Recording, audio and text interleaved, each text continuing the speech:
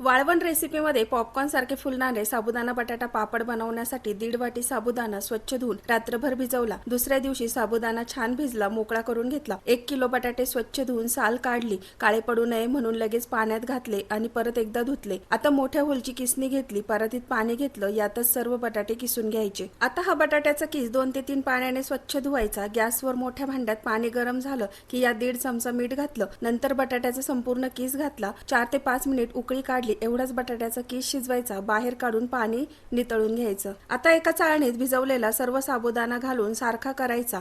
तर एका भांड्यात पाणी गरम केलं, यावर चाळण ठेवून 2 ते 3 मिनिट झाकण ठेवून साबुदाणा वाफवायचा। साबुदाणा मस्त वाफला, ट्रान्सपरंट झाला, खाली काढून थंड पाणी घालायचं, चमच्याने साबुदाणा मोकळा करायचा आणि आता याला एका मोठ्या भांड्यात काढायचं। यात हिरव्या मिरचीचा ठेचा, चवीपुरतं मीठ घालून चांगलं मिक्स केलं। नंतर शिजवलेला बटाट्याचा किस पण यात घालायचा, चांगलं एकजीव करून मिक्स करायचं। हे छान मिक्स झालं, पापडासाठीचं मिश्रण तयार झालं। तर आता एका प्लास्टिक शीटवर व्हिडिओ दाखवल्याप्रमाणे याचे आपल्याला पापड घालायचे। तर हे पापड 2 दिवस कडक उन्हात वाळवायचे। तर आता तळून बघू। कुरकुरीत पॉपकॉर्न पेक्षा जास्त फुलणारे साबुदाणा बटाटा पापड तयार आहेत।